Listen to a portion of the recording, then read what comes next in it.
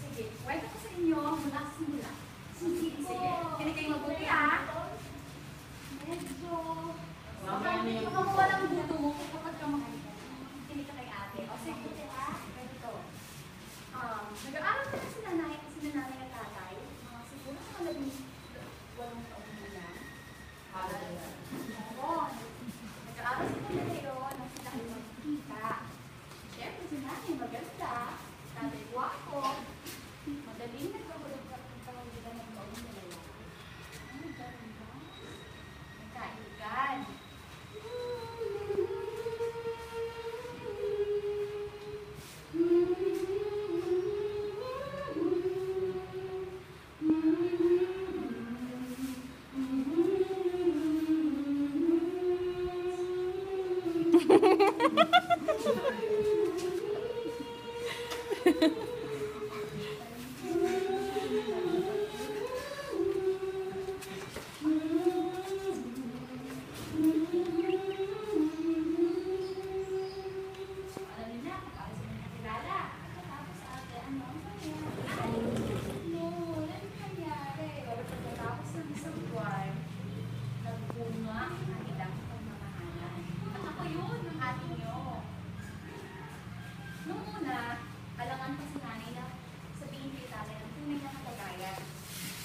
Pero lumuli, sinabi na niya ito, at sinabi naman ay hanggang, sinabi naman pananagutan niya si nanay.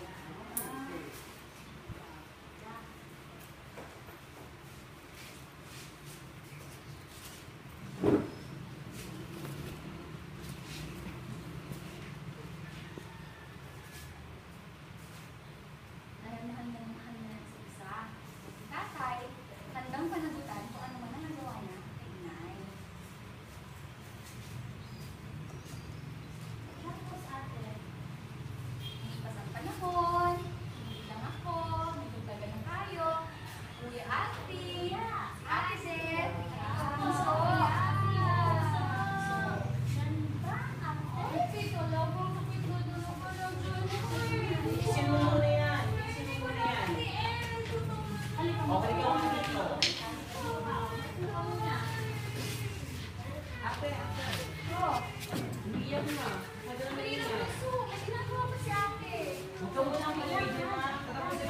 Umiiyak ka? Anong nangyayari sa'yo? Saan ba ang nanay ninyo? Saan ba ang nanay ninyo? Saan ba ang Nasa palengke po! Bili kayo! Lapit-lapit! Oh, dyan muna kayo. Puntahan ko muna ang nanay ninyo. Kamusta? Ikaw, kamusta?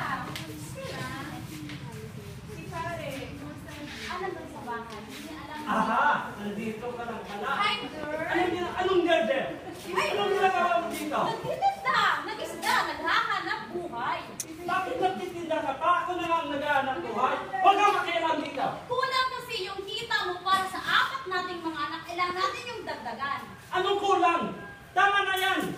Lumalaki sila! Hindi lumilit yung ating kita. Kahit na, ako nga ang pagdili pamilya, ako dapat maghanap buhay.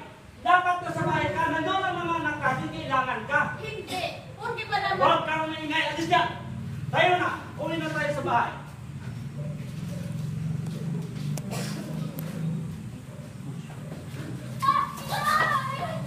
Yan, ang inay ninyo, walang hiya.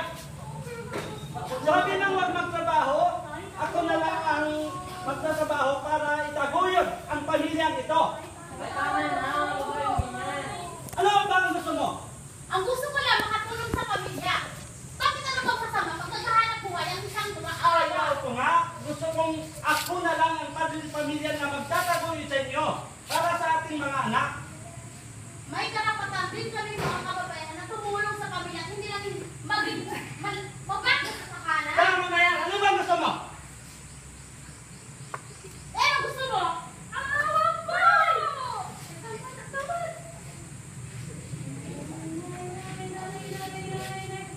Nay ng buhay, si nanay at tatay walang away. Bisyo ay sumabuhay.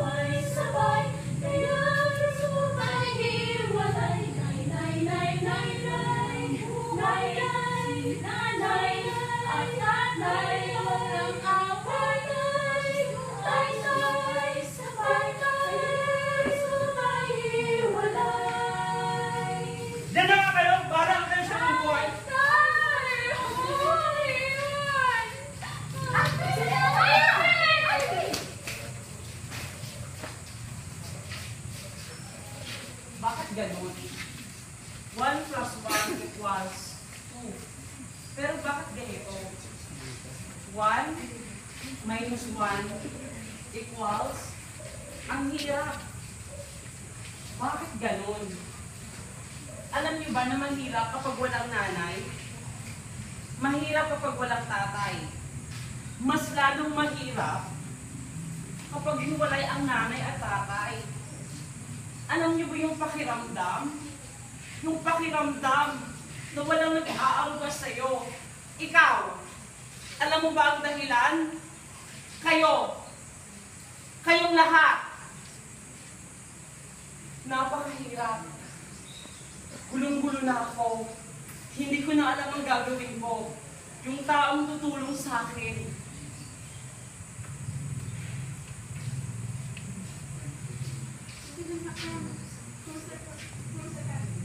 Mabuti po.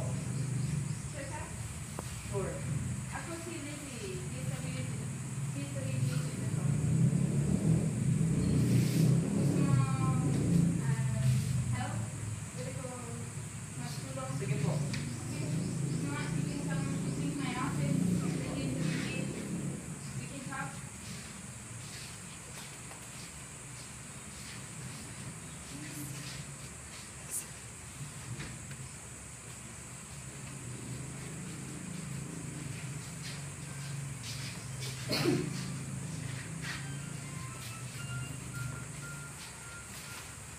Magandang hapon po. Kumusta po kayo?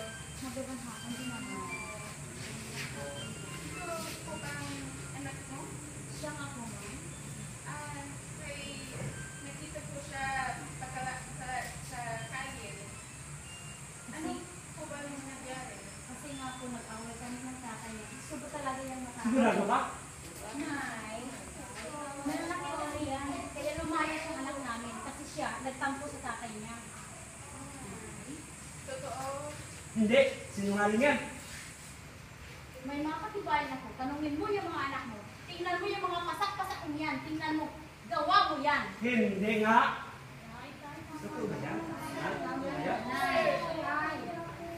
I just want to make sure that you know, because I want to make sure that everyone here is safe, that there's a law against violence against women here in the Philippines. So remember, how many children do you two have? 4. So you have 4 children. So you have to make sure that your children are safe, right? And that your wife is safe. Okay? So before we try to reconcile, I want to make sure that both of you are prioritizing safety. Right? Do you want your children to be safe? Do you want your wife to be safe? Yes. Okay. Because you have to remember that your children see you every day and you make a big impression. So what they see, they will copy, right? When they grow up and when they become parents. So you have to set a good example, right? Okay. So from now on, I want to set up a series of counseling sessions, okay? So I want to see you every week.